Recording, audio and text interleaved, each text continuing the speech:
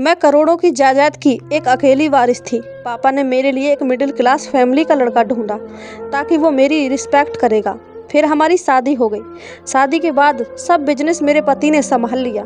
एक दिन अचानक पति अपनी विधवा बहन को घर ले आया और रात को मैं उसके कमरे से अपने पति को निकलते देखती। एक दिन मैं रात को पति के पीछे गई और पति ने जो अपनी बहन के साथ किया, मेरी तो पैरों के नीचे से ज़मीन ही खिसक गई, क्योंकि मेरा पति दफ्तर गया हुआ था और मैं घर के नौकरों के पीछे पीछे थी। घर का सारा काम मैं खुद अपनी निगरानी में करवाया करती थी। मुझे सुकून से बैठने की आदत नहीं थी। शादी से पहले मैं अपने पापा का कारोबार उनके साथ मिलकर संभालती थी, लेकिन शादी के बाद मैंने अपने घर को संभालना शुरू कर दिया था और कारोबार से खुद को फ्री करवा लिया था। मेरा पति विशाल बहुत ही पढ़ा लिखा और काबिल इंसान था। उसने बहुत ही अच्छे तरीके से सारा कारोबार संभाल लिया था और मुझे सभी फिक्रों से आज़ाद कर दिया। मैं और विशाल मुझे मिले एक बहुत बड़े बंगले में रहते थे और हमारी शादी को 4 महीने ही गुजरे थे। ये 4 महीने मेरी ज़िंदगी में बहुत ही खुशी भरे थे। विशाल ने मेरा बहुत ख्याल रखा। मैंने मेड से कहकर विशाल के लिए खाना तैयार करवाना शुरू कर दिया, क्योंकि वो दोपहर के खाने के लिए भी लौटकर आते थे। विशाल के आने से पहले मैं भी तैयार हो गई। मैंने सोचा था कि आज मैं उन्हें ऑफिस वापस नहीं जाने दूंगी, बल्कि उनके साथ कुछ शॉपिंग करने के लिए जाऊंगी। विशाल जब वापस आए तो वो अकेले नहीं थे, बल्कि उनके साथ एक औरत भी थी, जिसे मैं पहली बार ही देख रही थी। विशाल ने मुझे बताया कि उनकी विधवा बहन अंजू है, जो अपने ससुराल वालों के साथ गुजारा कर रही थी, लेकिन अब उनके ससुराल वालों ने उसे घर से निकाल दिया है और विशाल ने सिवा उसका कोई नहीं है। इसलिए वो मजबूरन अंजू को हमारे घर वापस ले आए ताकि वो हमारे साथ रह सके। वह जितने प्यार और इज्जत से मेरी तरफ देखते हुए पूछा, प्रज्ञा, अगर मैं अपनी बहन को तुम्हारे घर में रख लूं तो तुम्हें कोई दिक्कत तो नहीं होगी? तुम चाहो तो हम अंजू को 7 क्वार्टर में की जगह दे सकते हैं, लेकिन मेरी बहन का मेरे सिवा और कोई सहारा नहीं है, इसलिए मैं उसे अकेला नहीं छोड़ सकता। पहले ही उसको वक्त ने बहुत तकलीफ दी है और जवानी में ही अपने पति की जुदाई का अकेलापन झेलने पर मजबूर है। मैं इसे खुद से दूर नहीं कर सकता। विशाल की आंखों की नमी देखकर मैं तड़प उठी। मैंने नाराजगी जाहिर करते हुए कहा कि विशाल, आप कैसी बातें कर रहे हैं? आपकी बहन मेरी भी कुछ लगती है, और भला मैं अपनी ननद को 7 क्वार्टर में क्यों जगह दूंगी? हमारा इतना बड़ा बंगला है, बहुत सारे कमरे खाली पड़े हैं, आप जो चाहें अंजू को वह कमरा दे सकते हैं।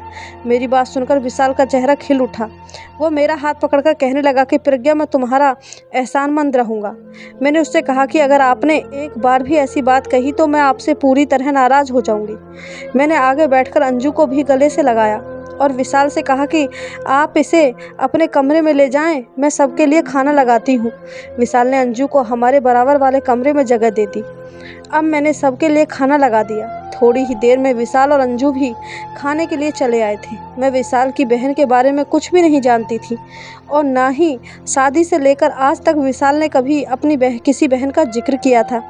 विशाल की बहन बहुत ही मासूम और खूबसूरत सी थी।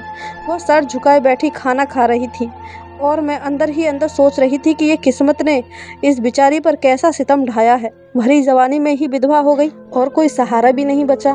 थोड़ी देर के बाद जब विशाल मेरे कमरे में आए तो मैंने उनसे पूछा कि आपने आज तक कभी भी मुझसे किसी बहन का जिक्र नहीं किया। आपकी बहन तो बहुत ही प्यारी है, आप मुझे पहले ही इसके बारे में बताते तो हम खुद उसे उसके ससुराल से यहाँ ले आते। वो कहने लगे कि अंजू ने अपनी पसंद से शादी की थी और पापा और मम्मी के मृत्यु से पहले ही अंजू से सारे रिश्ते ख़त्म कर लिए थे। कुछ दिनों पहले ही मुझे पता चला कि अंजू विधवा हो गई है और मुझसे रहा नहीं गया, तो मैं उससे मिलने के लिए चला गया और उसके ससुराल वालों के व्यवहार देखकर मैंने यही फैसला किया है कि मैं उसे अपने साथ ले जाऊं। मैंने विशाल के कंधे पर सर टिकाते हुए कहा कि आप बहुत अच्छे हैं और आपने बिल्कुल ठीक फैसला किया है। आपकी बहन को हमारे घर में कभी कोई परेशानी नहीं होगी, मैं उसका बहुत ज़्यादा ख्याल रखूँगी। विशाल मुस्कुराकर कहने लगे कि मुझे तुम पर पूरा भरोसा है। मेरी और विशाल की शादी मेरे पापा की पसंद से हुई थी। मेरे पापा के दफ्तर में विशाल एक इंजीनियर की नौकरी करते थे और पापा को उनकी ईमानदारी, मेहनत और लगन बहुत ज़्यादा अच्छी लग गई थी। मैं पापा की फैक्ट्री संभालती थी और पापा दफ्तर में बैठते थे।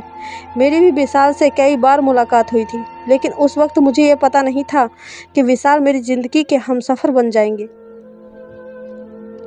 जब पापा की तबीयत कुछ ख़राब हो गई और पापा को लगा कि अब उन्हें मेरी शादी कर देनी चाहिए ताकि वो मुझे अपने घर में खुश देखकर सुकून हासिल कर सकें, तब पापा ने मेरे रिश्ते देखने शुरू कर दिए। अपनी ही बराबरी में रिश्ते देखते ही देखते कुछ वक्त गुजर गया, लेकिन पापा को कोई लड़का समझ ना आया, क्योंकि हम बहुत ज़्यादा अमीर थे और हमारी जैसी फैमिलीज़ में ज़्यादातर लड़के पसंद की शादियाँ करते हैं या फिर गलत हरकतों में हो जाते हैं। फिर ना जाने क्यों एक दिन पापा ने अचानक ही विशाल को मेरे लिए चुन लिया। जब पापा ने मुझे विशाल के बारे में बताया तो मैं हैरान रह गई, क्योंकि वो किसी भी तरह हमारी बराबरी का नहीं था। लेकिन पापा कहने लगे कि बेटा, वो एक मिडिल क्लास फैमिली से है और बहुत शरीफ लड़का है। मुझे यकीन है कि वो तुम्हारी कद्र करेगा और कभी तुम्हारे साथ बुरा करने के बारे में नहीं सोचेगा। मैं चाहता हूँ कि तुम्हारी शादी किसी ऐसे ही इंसान से हो जाए जो तुम्हारी कद्र करे। विशाल से भी अच्छा मुझे और कोई नहीं लगा जिससे मैं तुम्हारा रिश्ता तय कर सकूँ। तुम मेरे करोड़ों की जायदाद के मालिक हो। विशाल एक समझदार और मेहनती इंसान है। वो तुम्हारे साथ मिलकर मेरे कारोबार को भी बहुत आगे ले जाएगा और तुम दोनों एक बहुत अच्छी ज़िंदगी गुजार सकोगे। पापा के इस बात को तो मैं पहले से ही मानती थी कि विशाल एक बहुत ही मेहनती इंसान है। मैंने उसे कंपनी में बहुत ही लगन के साथ काम करते हुए देखा है। पापा ने विशाल के बारे में जो कुछ पता किया था उसके मुताबिक विशाल के माँ बाप की मृत्यु हो गई थी और वह अकेला ही अपने घर में रहा करता था। यह जानकर तो पापा और भी बेफिक्र हो गए कि उसके साथ कोई रिश्ता नहीं है, इसलिए उसका सारा वक्त और प्यार मेरे लिए होगा। पापा ने एक दिन मौका देखकर विशाल से हमारे रिश्ते की बात की तो वो हैरान रह गया। मैंने और विशाल ने 1-2 मुलाकातें की और हमारा रिश्ता पक्का हो गया। और विशाल के कहने के मुताबिक पापा ने मेरी और उसकी बहुत अच्छे से शादी कर दी। शादी के बाद मैं और विशाल पापा के दिए बंगले में आकर रहने लगे। विशाल मेरा साथ पाकर बहुत खुश था और पापा बात बिल्कुल सच साबित हुई। विशाल ने पहले ही दिन से मेरा इस कदर ख्याल रखना शुरू कर दिया कि मैं हैरान रह जाती। उसका बस चलता तो वो मुझे ज़मीन पर कदम भी ना रखने देता। शादी के बाद वो कहने लगा कि तुम घर में आराम करो और दफ्तर और काम की जिम्मेदारियां मुझ पर छोड़ दो।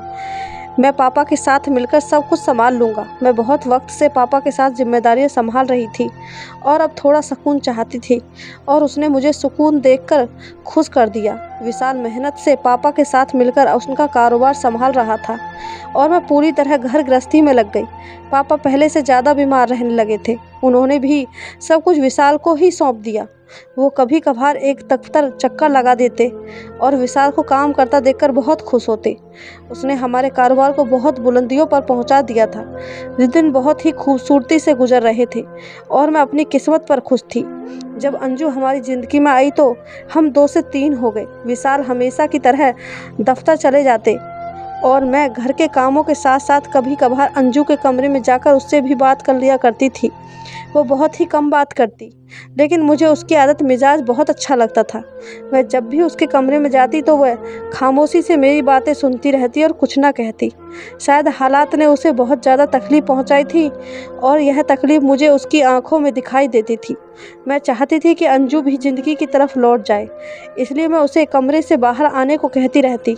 एक दिन जब दफ्तर से वापस विशाल आए तो थोड़ी ही देर बाद अंजू के कमरे से होकर मेरे पास आए और कहने लगे कि तुम अंजू के कमरे में ना जाया करो, उसे कुछ वक्त के लिए अकेला छोड़ दो। वो खुद ही अपने दुखों से निकल जाएगी। उसे किसी से भी अपने दुख के बारे में बात करना अच्छा नहीं लगता और तुम्हारे बार बार उससे बात करने से वो परेशान हो गई है और यहाँ से जाने की बात करती है।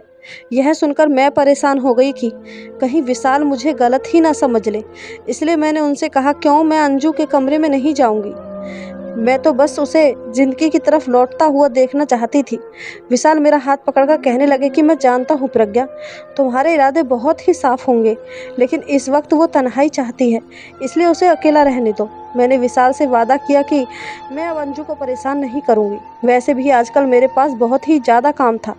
मैं रात को जल्दी सोने लगी थी और सुबह बहुत देर से मेरी आंखें खुलती थी। विशाल मेरे उठने से पहले दफ्तर जा चुके होते हैं और बहुत कम वक्त में मुझे उनके लिए खाना तैयार करवाना होता और घर के कामकाज भी देखने होते। हर वक्त मुझ पर थकान छाई रहने लगी और मुझसे घर के काम भी ठीक से नहीं होते थे, जबकि काम तो नौकरों को करने होते थे।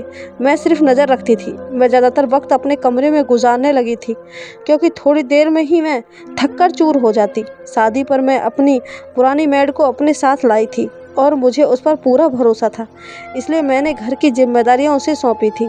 अब खुद आराम करने लगी। मैं कहीं भी लेटती हुई सो जाती, जबकि पहले ऐसा नहीं था। मैं सारा दफ्तर संभालती, घर भी, लेकिन कभी थकान का एहसास नहीं होता था। तबीयत इतनी अजीब रहने लगी थी कि रात में कॉफ़ी पीना भी कम कर दी थी, जबकि कॉफ़ी के बगैर मैं कभी सोती नहीं थी। विशाल से मैंने यही बात कही तो वो कहने लगे कि मौसम बदल रहा है, शायद इसलिए तुम्हें ऐसा एहसास हो रहा है। अच्छा है तुम ज़्यादा आराम किया करो। वो इतनी मोहब्बत से मुझसे बात करते हैं कि मैं सारा प्रॉब्लम भूल जाती और उनकी आंखों में देखने लगती। अब भी ऐसा ही हुआ। मैंने अब अंजू के कमरे में जाना बिल्कुल छोड़ दिया था। वो खाना भी अकेले ही अपने कमरे में खाती थी, इसलिए मुझे उसकी शक्ल भी दिखाई नहीं देती थी। विशाल दफ्तर से घर आने के बाद ही उसके कमरे में चले जाते और कुछ वक्त उसके साथ गुजार कर वापस मेरे पास आ जाते। मुझे उनका अपनी बहन को वक्त देने पर बिल्कुल भी ऐतराज़ नहीं था, लेकिन एक रात नींद में मेरी आँख खुली तो मैंने विशाल को बिस्तर पर ना पाया और हैरान हुई कि आधी रात को वो कहाँ गए हैं। जैसे ही मैं उन्हें देखने के लिए कमरे से निकली तो मैंने विशाल को अंजू के कमरे से निकलते हुए देखा। मैं हैरान थी कि आधी रात को विशाल का अंजू के कमरे में क्या काम है, लेकिन फिर मुझे लगा कि शायद इसे देखने के लिए गए होंगे। मैंने विशाल को कुछ ना कहा और इससे पहले कि मेरी तरफ देखते मैं खुद ही कमरे में वापस आकर सोने के लिए लेट गई। ये सिलसिला चल निकला। अक्सर ही रात को मेरी आँख खुलती तो विशाल कमरे में मौजूद ना होते। मुझे ये बात समझ नहीं आती थी कि विशाल का आधी रात को अपनी बहन के कमरे में जाना क्यों ज़रूरी है, जबकि वह दफ्तर से आते ही अपनी बहन के कमरे में जाते हैं। मुझे विशाल के बगैर दोबारा नींद नहीं लगती थी और जितनी देर वह कमरे से बाहर रहते मैं अजीब करवटें बदल बदल कर सोती। एक रात ऐसा ही हुआ कि मेरी आंख खुली तो विशाल कमरे में मौजूद नहीं थे और मुझे दोबारा नींद नहीं लग रही थी। अंजू से मेरी मुलाकात हुए भी काफ़ी दिन हो गए थे। मैंने सोचा कि मैं अभी उन दोनों के साथ बैठ जाती हूँ। मैं अपने कमरे से निकलकर अंजू के दरवाजे तक पहुँची तो दरवाज़ा पूरी तरह बंद नहीं था और अंदर कुछ कुछ मुझे नज़र आ रहा था। इस मंजर ने मेरे होश उड़ाकर रख दिए। मैं सोच भी नहीं सकती थी कि अपनी बहन के साथ आधी रात को विशाल भी ये सब कर सकते हैं। मेरे लिए अपने कदमों पे खड़े रहना मुश्किल हो गया। अंदर से आती आवाज़ों ने तो मेरे बोलने की ताकत भी छीन ली थी। विशाल अंजू को सीने से लगाए बैठे थे और उसे प्यार कर रहे थे, पर ऐसी मोहब्बत एक भाई बहन के बीच किसी भी सूरत में नहीं हो सकती। मैंने उन्हें जिस हालत में देखा वो लफ्ज़ों में बयान करना बिल्कुल भी मुनासिब नहीं था, लेकिन विशाल और अंजू की बातों ने तो मेरे कदमों तले ज़मीन निकाल दी। उनके रिश्ते की हकीकत भी पूरी तरह खुलकर मेरे सामने आ गई थी। अंजू कह रही थी कि और कितने दिन हम ऐसे ही बहन भाई बनकर होने का ड्रामा करते रहेंगे और मैं अपनी ही सौतन को अपनी आंखों के सामने बर्दाश्त करती रहूँगी। मैं जब भी प्रज्ञा को देखती हूँ मेरा खून खौलने लगता है। अब मेरा दिल चाहता है कि मैं उसे हमारी ज़िंदगी से बाहर निकाल फेंकूँ। और विशाल अंजू से कह रहा था कि इसलिए मैंने प्रज्ञा का तुम्हारे कमरे में आना ख़त्म करवा दिया है। मुझे यही डर लगा रहता है कि कहीं तुम गुस्से में उसके सामने कोई सच्चाई बयान ना कर दो। बस कुछ दिनों की बात है, फिर प्रज्ञा और उसके पापा से हमेशा के लिए हमारी जान छूट जाएगी और ये सारी दौलत और जायदाद हम दोनों पति पत्नी की हो जाएगी। अंजू कह रही थी कि इतने दिनों से इसी बात का तो इंतज़ार कर रही हूँ, लेकिन आप हर रात उसके साथ उसके कमरे में होते हैं और मैं यहाँ अंगारों पर लेटती हूँ। यह सोचकर मेरा दिल जलता है कि आपने उसे अपने बाहों में ले लिया है। विशाल उससे कह रहा था कि अंजू तुम ही मेरी पहली और आखिरी मोहब्बत हो और ये सब मैंने तुम्हें एक नई ज़िंदगी देने के लिए किया है। तुम कब तक एक छोटे से घर में अपनी ख्वाहिशों को मारकर जीती रहती, इसलिए मैंने हम दोनों के हक़ में ये फ़ैसला मुश्किल से किया है। मेरे लिए भी किसी और औरत के साथ रहना आसान नहीं है। मैंने प्रज्ञा के बाप को हल्की से में जहर देना शुरू कर दिया है और उसी की वजह से वह पहले से कहीं ज़्यादा बीमार रहने लगा है और प्रज्ञा के कॉफ़ी में जहर में भी मैंने जहर मिला दिया है। वह रोज़ाना कॉफ़ी पीकर सोती होती है और यकीनन उसके शरीर में भी जहर अपना असर दिखा रहा है, इसलिए वो ज़्यादातर वक्त सोती रहती है। मैं भी इसलिए इतनी आसानी से तुम्हारे पास आ जाता हूँ क्योंकि मुझे पता है कि वो एक बार सो जाएगी तो फिर सुबह ही खबर लेगी। बस कुछ दिन और बर्दाश्त कर लो, फिर प्रज्ञा और उसके बाप का किस्सा हमेशा के लिए ख़त्म हो जाएगा और हम दोनों एक आलीशान बंगले में एक साथ पूरी ज़िंदगी गुजारेंगे। वो अंजू से अपनी बेइंतहा मोहब्बत का पूरी तरह इजहार कर रहा था और मैं उदासी की हालत में दरवाजे से टेक लगाए खड़ी थी। मैं कैसे यकीन कर लेती कि मेरे बाप ने जिसे सीधा साधा और शरीफ इंसान समझकर मेरे लिए पसंद किया था वह इस कदर धोखेबाज था। विशाल के लिए मैं सिर्फ़ और सिर्फ एक प्राइस ब्रांड थी जिसके जरिए वह अपनी ज़िंदगी बदलना चाहता था। मेरे बाप को भी उसने मौत के करीब पहुंचा दिया था और वह जल्दी ही मुझसे छुटकारा पाना चाहता था। उसे बहुत अच्छी तरह मालूम था कि मेरी और मेरे बाप के मरने के बाद सब कुछ खुद ब खुद उसके हवाले हो जाएगा, इसलिए वो हमारे आगे अच्छा बनने का ड्रामा करता था। मुझे एकदम चक्कर महसूस होने लगे थे। शरीर में कमज़ोरी तो बहुत ही दिनों से थी, इसलिए मैं लड़खड़ा गई। विशाल को और अंजू को मेरी मौजूदगी का एहसास हो गया। जैसे ही उन दोनों की नज़र मुझ पर पड़ी तो उनके चेहरों का रंग बदल गया। विशाल को तो इस बात का पता भी नहीं था कि मैं पिछले कुछ दिनों से कॉफ़ी नहीं पी रही और इसलिए शायद मुझे रात के वक्त नींद नहीं आती थी, जबकि मैं सुबह कॉफ़ी पीती और सारा दिन नशे में रहती। विशाल हैरत से कहने लगा कि प्रज्ञा, तुम यहाँ क्या कर रही हो? मैं तो अंजू को देखने के लिए आया था। विशाल को महसूस नहीं हुआ था कि मैंने उन दोनों की सारी बातें सुन ली हैं और उन्हें एक साथ देख लिया है। ये सही वक्त नहीं था कि मैं विशाल को यह बताती कि मैं उसकी सच्चाई जान गई हूँ, इसलिए मैंने झूठ का सहारा लिया और विशाल से कहा कि मुझे नींद नहीं आ रही थी, इसलिए मैं उसे बुलाने के लिए आई हूँ। विशाल मरे मरे कदमों से मेरे साथ कमरे में लौट आया। सारी रात मैंने बहुत मुश्किल से अपने आंसुओं को रोक कर रखा था। मैं विशाल से बहुत ज़्यादा मोहब्बत करने लगी थी। मैंने दिल से उसे अपना माना था, लेकिन उसने मेरे एतबार को तबाह कर दिया था। सुबह होते ही विशाल दफ्तर के लिए निकल गया और मैंने मौका देखकर SHO साहब को फ़ोन मिलाया, जो मेरे पापा के दोस्त थे।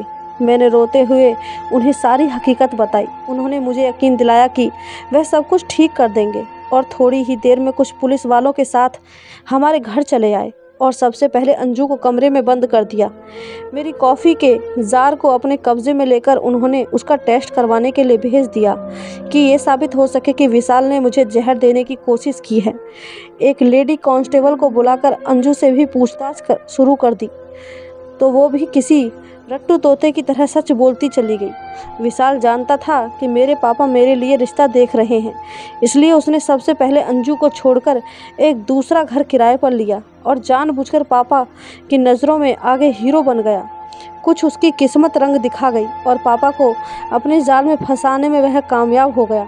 अंजू और विशाल ने एक दूसरे से लव मैरिज की थी और अब वो दोनों गरीबी के हाथों तंग आ चुके थे और एक अच्छी ज़िंदगी गुजारना चाहते थे, जिसके लिए उन्होंने मेरी ज़िंदगी बर्बाद करने का फ़ैसला किया।